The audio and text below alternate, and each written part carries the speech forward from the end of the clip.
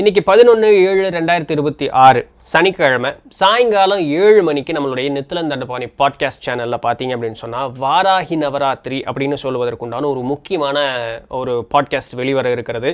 திரு கிருஷ்ணா சுவாமிகள் அவரோட சேர்ந்து பண்ணின ஒரு அற்புதமான ஒரு காணொளி. இந்த வாராகி நவராத்திரி இல்லாட்டி ஆஷாட நவராத்திரி இல்லாட்டி குப்த நவராத்திரி இது போல பெயர்களில் அந்த நாளை அழைக்கப்படுகிறது. 9 நாட்கள் நடக்கும். எப்போ நடக்கும்? ஆரம்பம் எப்போ? 15/7/2026 தொடங்கி 9 நாட்கள். 10வது நாள் அதுக்கு ஒரு பூசையோடு நம்ம முடிவு பெற வைக்கணும்.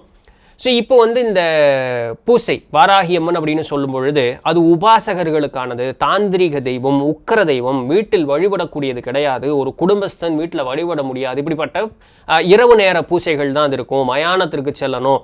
இந்த மாதிரி பலவேறு எண்ணங்கள் ஒரு தகவல் அப்படிங்கிறது மக்கள் மத்தியில் இருந்தாலுமே ஒரு வகையில் தாந்திரிக அடிப்படையில் பார்க்கும்போது அது ஆமாம் தான், இல்லைன்னு இல்லை.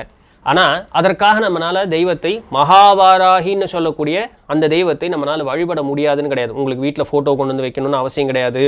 வீட்டில் சாமி சிலையை வச்சு தான் வழிபடணும்னு அவசியம் கிடையாது. எதுவுமே கிடையாது.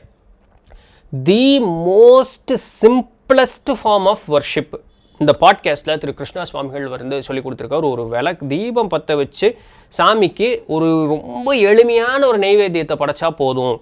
இல்லைங்க சுவாமி என்னால் முடியலை. அப்போ தீபம் பற்ற வச்சு நீ அடுத்து சாமி கும்பிட்டேன்னா போதும். சாமி என்னால் தீபமும் பற்ற வைக்க முடியாது, நான் ஒரு ட்ராவலில் இருக்கேன். அப்போ நீ என்ன மாதிரி பண்ணணும்? அந்த ட்ராவல்லையே நீ என்ன மாதிரி பண்ணலாம்? இதுபோல் மிகுந்த எளிமையான வழியில் இந்த 9 நாட்களை நாம் தாயிடம் வழிபட்டு வேண்டுவதை பெறுவதற்குண்டான வழிகள் அப்படிங்கிறது திரு கிருஷ்ணா சுவாமிகள் சொல்லியிருக்கார். ஸோ இன்றைக்கு உண்டான பாட்காஸ்ட்டை மிஸ் பண்ணாமல் கண்டிப்பாக பாருங்கள்.